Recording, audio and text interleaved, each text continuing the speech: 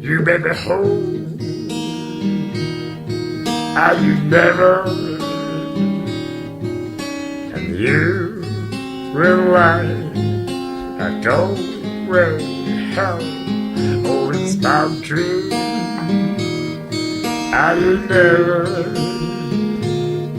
always dreaming memories. Yeah.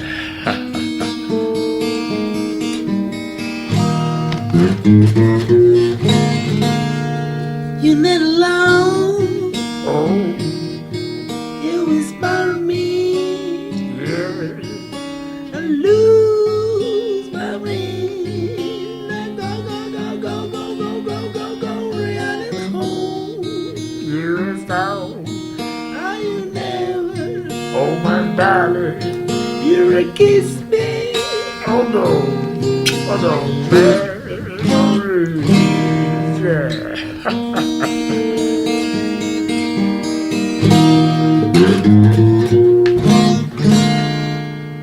You got the juice. You got the juice. You got the tickets, seconds to shoot you. They have the juice. They have the juice. Amen. Oh, yeah. Oh, yeah. You got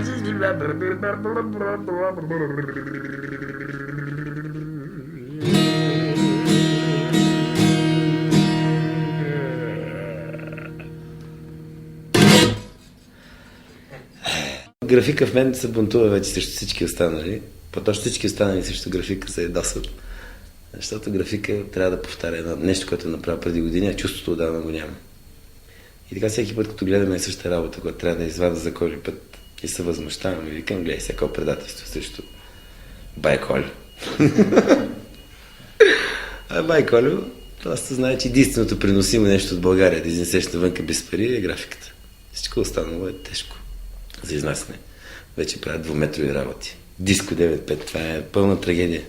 Това е между другото първият път в живота ми, който се съм казал, че няма да стане никога напускаш човек тая държава, тогава, когато видях влака, който заминава към Югославия и с кашоните, с картините, с момчетата. И в една много гадна мъгла, никой няма го забравя, митничара ми взима шишето минерална вода от ръката, пива и ми го връщаме. Няма да пита изобщо какво е, що е. Така, фамилиарно, вика момчета, разберете на сега. Сега, знам ли какво изнасяте сега? Аз му казвам, то е описано картини, господин митничар. Той вика, картини. Аз като не разбирам, викам, след като не разбираш, защо насваляш в момента? Какво изнасяме? То е описано от Софийска митница и за един никакъв опис, който за съжаление остана при колегите им. Цялата група беше върната и при положение, че аз така взех да го базикам, но викам, добре, да ако беше в българския национален отбор, щех ли да го спрете за това, че нещо, няколко маратонки са в повече, примерно, или няколко калеври. И той каза, и с тях ще постъпим така. Викам, няма да направиш така. И той след 2 минути викам, няма да направим така. Викам, това защо да оставихте? И така. И в един момент се разбрахме, взехме се базикаме един друг. И аз му казах, да, ама не знаете как се изнася наркотик от България. И той вика, как се изнася наркотик? И аз викам, много просто, сипваш си наркотик върху главата и после като минеш границата си го сипваш като пърхот, нали? Си го сипваш във вестника и си го пакетираш наново. Много се смяхме зимно, обаче на нас изобщо не беше до смех. Те провалиха едно българско национално участие в Югославия, на Балкан Арт, което аз така цял живот ще го запомня като никакъв разговор между институциите. Калотина псува Софийска митница и казва Софийска митница да го духат. Тук е Калотина Запад и сочи табелата. Аз мислих изложда да я кръстим Калотина Запад. В един момент се оказа, че изход за българското изкуство навънка няма. Особено ако изнасяш картини с персийски килим. Това беше нещо, което според мен много ги издразни, защото те помислиха, че персийски килим е само опаковка, нещо от търговийката, което би трябвало да направим, а персийски килим просто се влизаше в цялата работа. Не, това не е болка за умиратки, защото тя изложбата ще се състои рано или късно и то в Националната галерия. По-тъжното е, че в крайна сметка аз за кой ли път разбрах, че в България просто има геноцид върху изкуството. Ако ти сам не си го направиш, няма кой изобщо да ти каже. Аз гледам всяко става с изкуствоведите. Всичко това е пълен фарс. Това са хора, които през цялото време без да искат диктуват войни между художници, което е пълно безумие. Аз не разбирам до кога тази държава ще работи срещу себе си. В какъвто да е план. Деца срещу бащи, майки срещу баби. Това е безумие. Франция стипендия е съвсем нормално на бял кон, както се казва. Има една изложба, която се води конкурс за ателиета Сите Дезар, които от колко години вече тези ателиета, преди 9 бяха раздавани по принцип между хора, които са заслужили. А сега вече има конкурс с 200 художника, които трябва да се преборят за тези ателиета. Не казвам, че не е корумпирано и това жури. Благодаря за вниманието, че все пак ми дадаха възможност, но продължавам да твърда, че така не стават нещата. Дори този конкурс, според мен, би трябвало по съвсем друг начин да се провежда, не като някаква обикновена изложба. Аз съм привилегирован в случая, наистина, знам си, но аз си знам възможности от тази гледна точка между хората, които са там. Мисля, че има хора, които стично не са го заслужили това. Сега, те са 12 художника ги избират, по 2 месеца, по 2 души пращат в ателиетата и 2 месеца стоиш в Париж, на брега на Сена, поглъщаш парижки въздух и би трябвало да работиш. Аз този път съм казал, че няма да бачкам. Ако че трябва да има отчет накрая след като си бил в Париж, какво си направил? Аз през цялото време ще мисля как да обърна Ейфеловата кула. Идея. Разбира се. Как ще искаш да обърнеш Ейфеловата кула? Нищо, просто ще обърна в душата си и така ще покажа само долните крайници на Ейфеловата кула, която никой не е видял на какво стъпва точно Ейфеловата кула. Тя стъпва на 4 големи винкела. Според мен. Много големи, някакви огромни винкели. Сега ще ги видя какво представляват. И аз просто ще направя винкелите от обратната страна как изглеждат и ще ги сложа на един голям площад и ще се казва Ейфеловата кула надолу. Такава идея имам някакси. Българин, нали се гледа да бутни нещо се? Аз няма да го бутам, просто само ще покажа как изглежда отдолу. Просто любопитството да видиш нещата от другата страна. Защо да не си представим, че Ейфеловата кула не е една сонда надолу? Аз много пъти си мислих Ейфеловата кула като какво прилича. Прилича на колонска шапка. Между другото. Значи много тежка, не? Но нищо. Ще видим, може и на глава да я сложа. Накрая. Любопитно. Не знам, изобщо не знам как ще изглежда в Париж. Това е пълно безумие. Аз толкова съм се забатачил в тая реалност тук, че в един момент дори не ми е и сладко. А особено какво става в момента по улиците, това си говорих днес с жена ми, викам, просто не ми се тръгва. Това е миг, който се струва да седиш тук. Защото сега са мести в България. Друг път надали ще се премести толкова силно. Тежко. Нищо. В деня на общонационалната стачка, ако забърнат границите, ще трябва да се връщам. И ще мисля как да видя сплуване под вода. Мадам Бътърфлай ще правим. Взимаш въздух и това е Потапов. Сигурно е, че ще се върна. Това 2 мнения няма. На този етап имам толкова други неща важни, като аз дълбоко себе си приемам света, но не го възприемам изцяло. Аз продължавам да мисля, че това, което става тук, може да бъде променено. И ето едно голямо самочувствие. Аз смятам, че нещо малко може би толкова зависи от мен. И в този смисъл го възприемам много човешки и много нормално. Това, в крайна сметка, пък наистина, защо Зорлен ни карат да се махаме? Аз това всячески главата ми не го допуска. Защо всяко едно твое усилие трябва да се сблъска в някаква кошмарна реалност, която всеки ти казва, ма за кого правиш сега? За какво се пъниш? Стигал съм до там, където с колеги сме си говорили, защо такива големи неща правиш. Те не ти излизат икономически едва не. Смисъл, че финансово да отдисваш за нещо. А изкуството е презумпция. Ако изкуството не е презумпция, какво е? Дай на огънче. За първи път през живота си се чувствам ужасно изморен. Знаеш какво значи ужасно изморен? глобално измерен. Това някакси, че нищо не е останало в мен. Така, единственото нещо е, че за първи път искам да се изненадам от нещо. Ма толкова откровено. Примерно преди 7 години, като заминавахме за Мадрид с вожда, аз поне си представях Запада в химеричната му представа. Толкова корекомски го виждах всичко, че всяка една цигара ме шашкаше на улицата. Фасовете ме шашкаха. Колите най-много му бърка, първата ми шокова представа. Ти си свикнал с един пейзаж и изведнъж всичко е чисто, някакво друго усещане. И така изненадата си остане една чисто материално, химерична изненада. Докато сега, честно казвам, защото това най-малко може да ме развълнува. Единственото нещо, което мечтая е да си почина и по някакъв начин, може би на 30-40 ден, да усетя, че съм намиран на друго място. Аз не съм в състояние вече да се възхищавам толкова много, колкото да искам да възприема нещо. Искам нещо да ми обърне живота, искам нещо да ме накара, като се върна тук, да има стимул отново да нещо да се завърти това колело. То е ясно, че върви наобратно. Само, че като при каляските, като ги гледаш, не знаеш, ще върви напред каляската, а пък колелото прави така. Чичик, назад.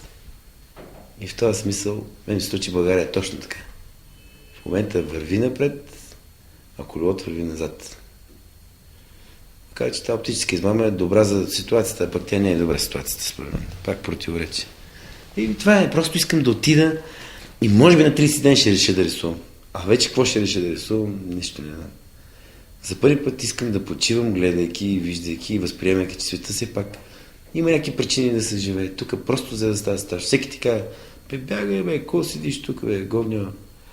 И аз си викам, как може, гледай го, той никой не е направил това движение нататък. Кои заминаха Виля? Сети се. Заминаха много малко от тия, които аз уважавам като хора, които биха били наистина нещо. Заминаха те, които им е по-лесно. Изключвам една бръка приятели, които те не влизат в тази класация. Но не съм чул за един българин до този момент, за 5 години, за 6 години. Един българин, който нещо да е направил така, че това да е толкова дори да се чуи, да се види. Мен това ме отчаява.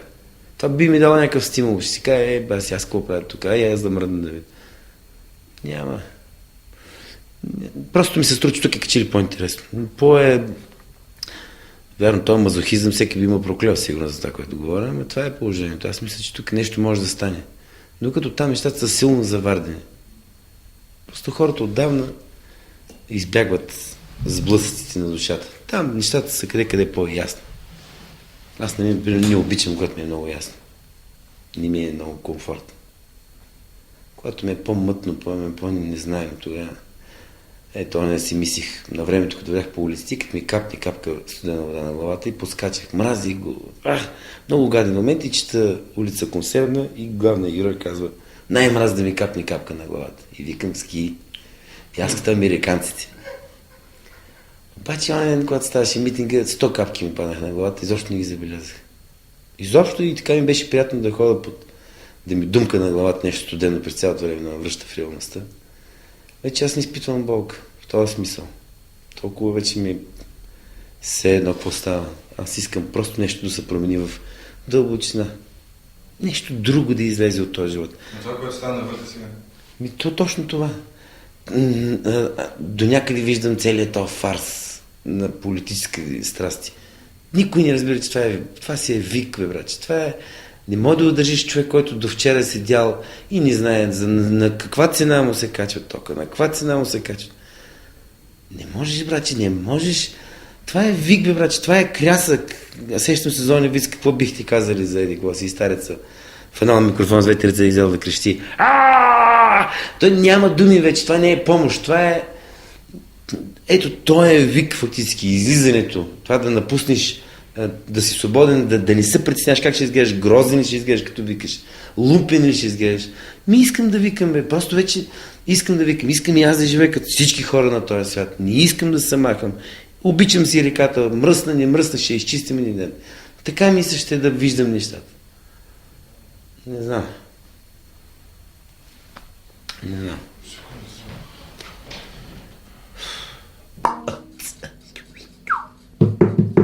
I've got to pay for monkey red dinosaur. I've got to root my truth, baby, got me. I've got bone under the line. And you want to have hope in my baby. She's having the Jacksons up for me in my bone. To time the sisters as in the bobo. But I'm in that. Oh my home. To put the jacket, the ticket, it's out. She's out. Baby, baby, baby, baby.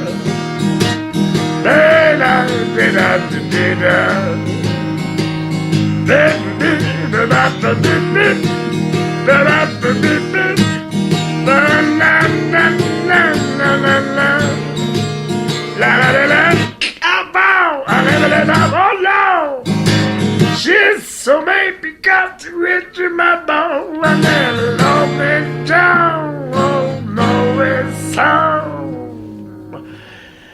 Remember this? No. No.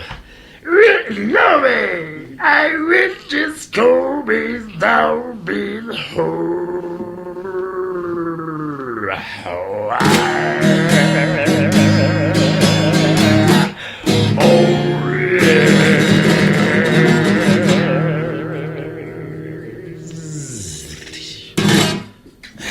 Аз примерно съм много претенциозен човек.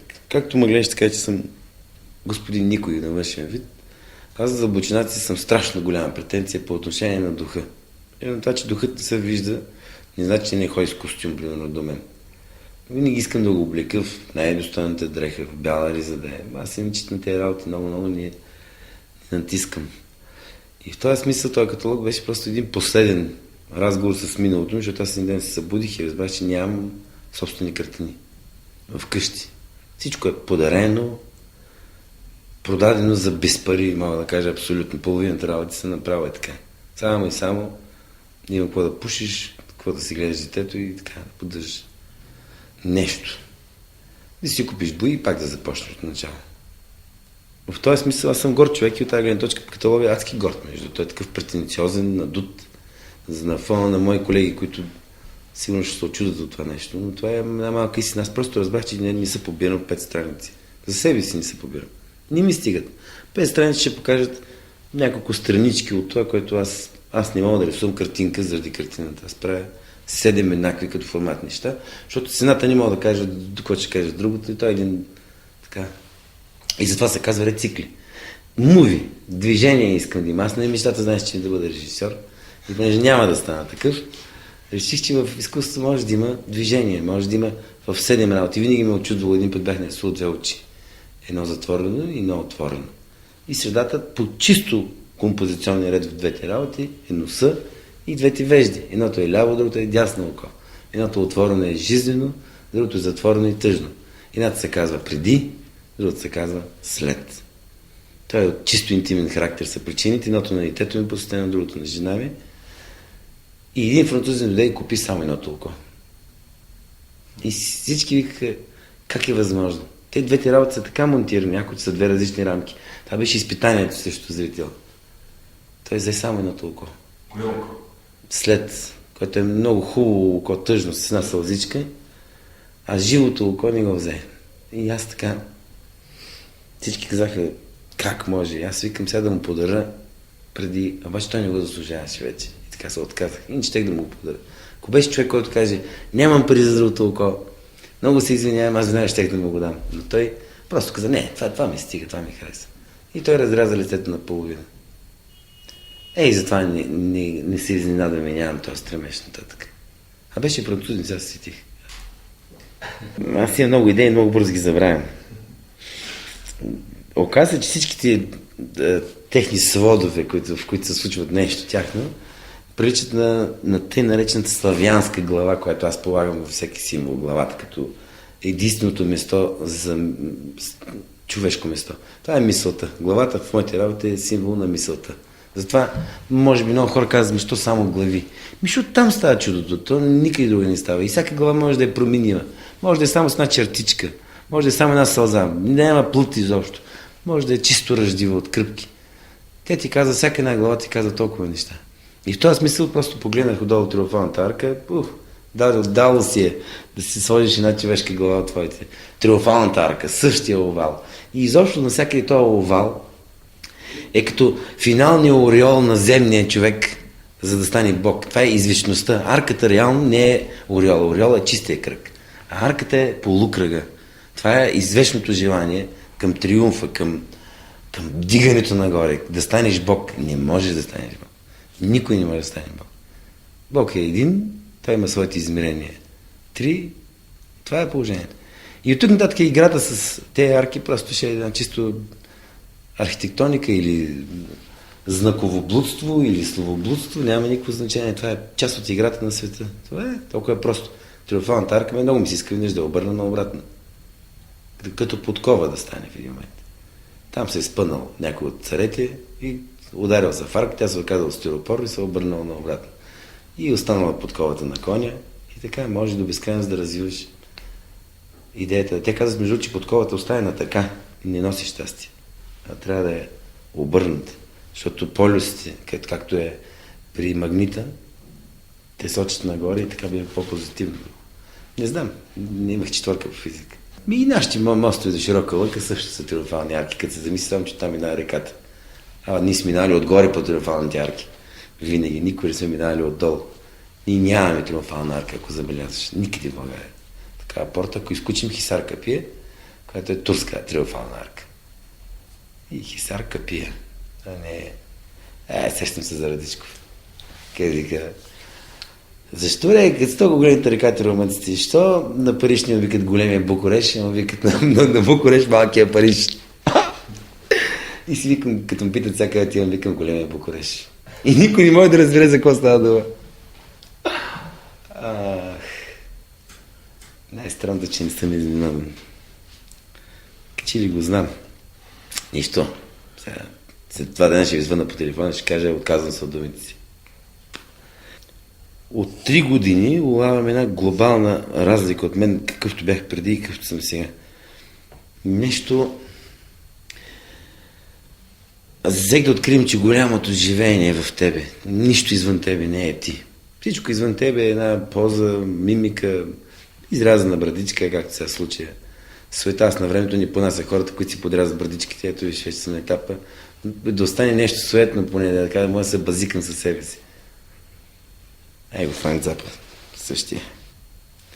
Аз съм си го печатал дори. Не, просто това е едно постоянно самоиронизиране. Аз продължавам да твърда, че големите чудеса стават вътре. Много вътре. И всички те измамни думи, където си казваме, днес ще направя нещо, пък утре не го правя, въобще не ми пука. Вече аз отдавна познам, че правенето е единственият акт на истинност. Правенето, създаването. Иначе като си говорим за нещата, идеите са нещо невероятно хубаво, защото те са ластик за душата. Разпъваш от тук идея, от там идея. И между 30 идеи, една в един момент идва ден, ти виждаш, тя е единствено възможност да бъде направена и я правиш. И тогава става страшно хубаво. А това, което не можеш да направиш? Това е това страшно да ти кажа, че вървим срещу някаква река, че ли срещу нас върви. Това плуване на обратно мен адски ме шашка. Разкажи ми за играта, за реката и за капката. За каталогът. Да. Ще го разкажа по човешки начин, както да ми се случи, между другото. Един ден в двора разравям там някакви от строителството паднали дъски, такива работи и намираме едно огромно бичмейно дърво, страшно красиво и плътно като материя. От цялото във вар. И го умих с маркуче. Точно умих го, не измих го, а така седи маркуче. Го бих падна върта и това дърво се оказа невероятно красиво. То е на обложката на каталога. Това червено странно дърво. И в един момент аз почнах да се чуда колко са му години, защото то е цепено на дължина, не е цепено на така. И в този момент се сетих, че кръговете на дървото не можеш да ги откриеш реално. Тайната дървото се е пази на колко години е било, за да излезе една такава талка. И аз тогава мечтата ми беше да разбера на колко години. И се сетих, не знам защо, че кръговете наподобяват паднал камък във вода или капка във вода. И в един момент си помислих, че човек, когато пипа водата, независимо където да я пипне, където си до пръста му се докосне до водата и се получава концентрични кръгове. Значи това става една мишена. И когато и да пипнеш водата, където да я пипнеш, винаги оцелваш центъра. И така, по някакъв начин аз сетих, че дървото, ако го докоснеш в центъра, и то като водата, също ще ти каже на колко години. И реших да направя една ръка. Да я нарисувам и там, където се срещни с дървото, където стига върхът на пръстчетата, там да направя тези концентрични кръгове. Това, което е водата, да го завина с дървото. И така се получи тая работа, която се казва мечтата. Извечната мечта на Твореца да стигне до центъра на нещата. А той, където и да пипне, по някакъв начин го докосва. Така си мисля. Пак химерична работа, сантиментална, ама съм адски сантиментален човек. Последно време се улавям, че не мога да плача така, като преди. Преди влизам на филм, целувка, нещо, бой, нещо, и аз се бях. Сега точно където не трябва, там се разривавам. Скоро разказах едно стихотворение "Тълкование" на Елисео Диего. И той казва, между това беше чудовищно хубаво стихотворение, всички останали бяха адски тъпи, някакъв кубински поет, обаче това беше гениално. Аз си викам, представя си, този човек какви неща е могъл да напише, какво му е било, за да го изкара. Значи смятай, какво са го направили. Той каза така: смъртта е онова там цвете нарисувано на вазичката, която стои в коридора и всеки ден подминаваш без да забележиш. Смъртта е може би онова там животно, което прикосява двора. Всеки ден и ти не го забелязваш. Котката, може би котката, която прикосява двора. Смъртта е може би оня човек там въгъл на семейните снимки, който всеки ден гледаш снимки и си чуеш кой беше той. И смъртта най-накрая може би е онова там светло петно на стената, което като си легнеш вечер го наблюдаваш с малко страх. Скивай се. Ако не видиш предмета до себе си, ако не видиш животното, ако не видиш човека до себе си и не го познаеш, ти си го убил. Това е смъртта. Да не познаеш човек от твоето семейство. Той е забравен начин. И всички се чуят кой е той. Може би наистина е смъртта, която с костюми застава на сватбата на Баджанакти, примерно. Ти кажеш, какъв е този странен човек с мустаци? С каква мистика? И така някакси вече взех да влизаме в живота. Просто трябва да обръщаме внимание на всички древни неща. Нали този, който ходи до тебе с костюм? Не, това е духа. Как ще е тази смъртта? Абсурд, моля. Тази бяла риза, аз съм си го облекал на гизд за всичко. Той се движи. Аз лягам, той ходи около мен. При мен има две раждани идеи. Едната идея се ражда между приятели и те винаги са най-веселите и най-мощните. А пък най-истинските са онези, които се раждат в ателието. Когато с месеци един знак ти занимава главата. Между другото, сега ще бръкне в чанта, ще ти покажа нещо уникално, което на село го намерих. Един пирон с глава звезда. 2 месеца съм седял и с чуда тази звезда. Виждал съм такива пирони, но в този случай пирон е прекъснат като откъртене. Все едно свалено от разпятието на ръката на Исус, все едно откъснете. И викам, 2 месеца съм си го сложил там на дъската и викам, това нещо носи един огромен символ и не знам какъв е той. Нещо ми напомня, нещо ми казва и един ден, когато беше дошла Коледа, беше кога малко преди Коледа, се стих, че Витлеемската звезда белязва раждането на Исус. И на главата на пирон, а пирона е предмета на разпятието. И в един момент разбрах, че началото и края са в един символ. Това ме срути. Това ме хвърли в див възторг и ужас, че толкова синтезирано може да кажеш всичко. Това не съм го измислил, аз стане някакъв ковач, който от времето се е думкал така и така украсява портите. Без да осъзнава дълбоко себе си, че това е сила. Тая врата, ако не се награди с сила, пасина. С такива пирони закована. С тези звезди. Уникално, между другото. И реших да направя изложба, която се казва Фатум. А Фатум значи съдба на латински. И Фатума ще изследвам дупката по принцип. Това ми е идеята. Дупката, която е оставила тая болка в нас. Така съм решил да направя едни картини, които да има една дупка в средата и картината фактически е зад тая дупка, а не е видимата част на нещата. Така съм решил една ръка дълга да оставя, която има дупка. Пробита. И там да погледне всеки. Човешкото любопитство да се задоволи. Представя шпионка на болката да видиш какво е онова отзад. А там за Бог изобщо няма да говоря. Просто дупката като символ на човешкото безумие, на неуважение, на любопитство, на времето, защото картината е видимата част от нещата. Невидимата е, ако пробиеш картината. Зад нея какво има. И така, не знам, това някъде сега в момента ми се върти в главата и дано се умее това да направя съдбата, всичко да засегне. Примерно да видиш как застрелва, помниш този документален кадър виетнамец, когато го застрелва с главата. Той кадър е извечен вече като символ на човешкото безумие. кляка на земята един човек, бум, и тук му фръква това. И в това хъркване, примерно, върчат ни рози или подливи, които падат, ти виждаш ни бебета, които ходят между тях без да се набождат.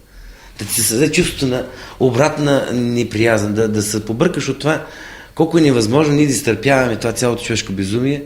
Аз затова си противопоставям дечицата. Какво оставяме на тях? Какво оставяме? Тая дупка фактически, която оставя това нещо. Тая дупка на болката Исусова. Не знам, това е може би най-така нещо, което след Париж ще го завърша и ще трябва да го направя. Това е точно тази изложба в Атом. И 3 пирона огромни, с 3 звезди ще лежат в центъра на залата. Това е, което съм замислил. 3 огромни пирона, нелепи, изкарани, криви такива, както са били извадени от дървото, след като се въздигнал се на Божие. Това е...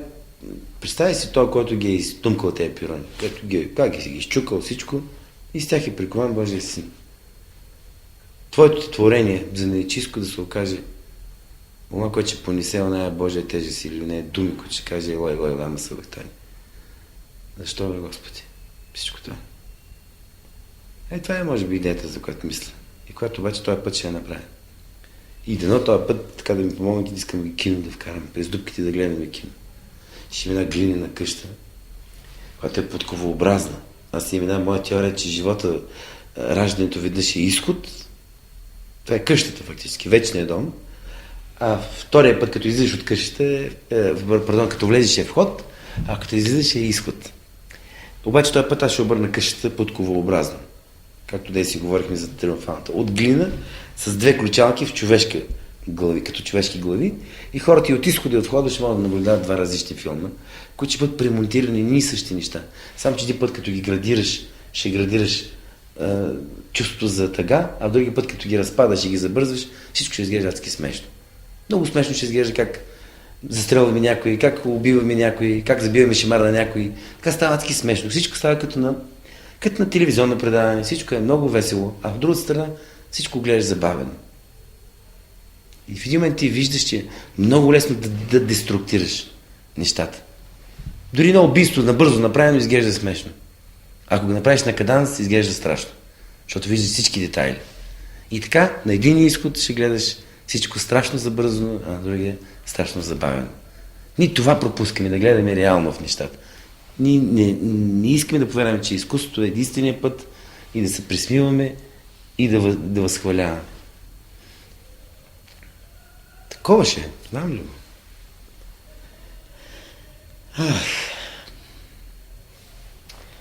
Донеси пирон, ще го покажа, много хубаво.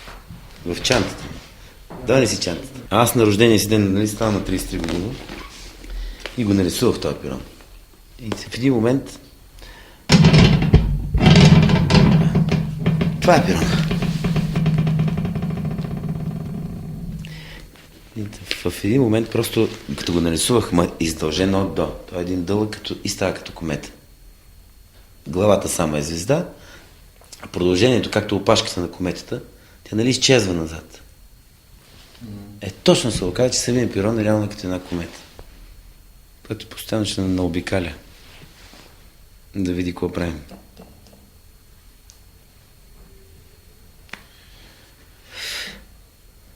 От най-странното е, че не съм се стил да го извада между другото и постоянно се чуда, нещо ми пречи в чантата, а не ми пречи, просто е спътник. Аз дори си мислих в един момент какво нещо е живота. Значи, всяк на талисман си мислих така, обаче много ужасно така. Всякак, нали, за пръстен става, нали, си го сложиш. А това е най-хубавото, че го откъснете точно там, където е трябвало да спре всичко. Много странно, не знам. Така хубава дрънка.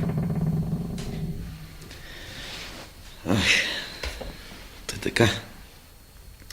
Това е от идеите, които мисля за сега и които действително ми седи в главата. Иначе другото е параклиса и това е другото, което предстои. За мен, за него не мисля да говоря, трябва докато не го направим.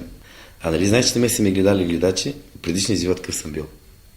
Независимо един от друг гледачите, един ме изкара, че съм румънска циганка. А друг ме изкара румънска философка от 12 век. Викам, маламоста. Значи, представи си, 2 пъти съм бил румънец, се оказа, и се на Балканския полуостров. Няма някакъв кълбоец, нещо съм бил, индианец някакъв. Дори узбек да съм бил, а радкъвто приличам на монголски скотовъдец.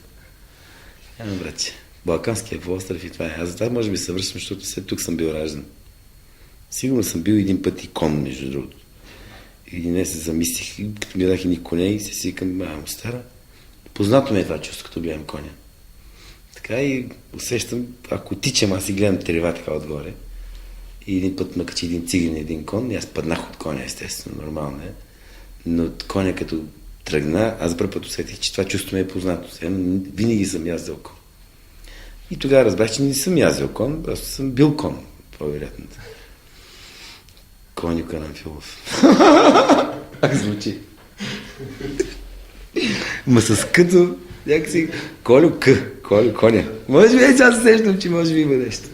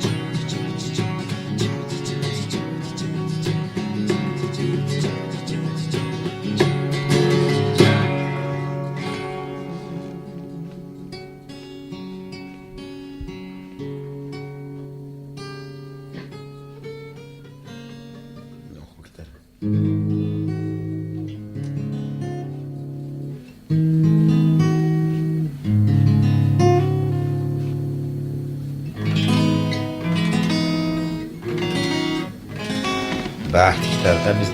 Аз първо път взимам китара, която е толкова безпогрешна вече. И съм сигурен такива измикярски дъскичи. Yes, мали майка.